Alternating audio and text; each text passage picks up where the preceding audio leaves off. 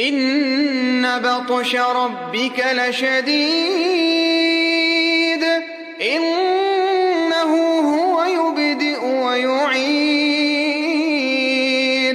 وهو الغفور الودود ذو العرش المجيد فعال لما يريد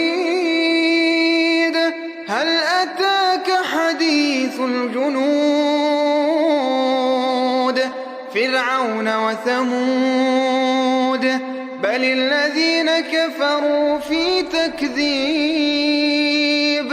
والله من ورائهم محيط.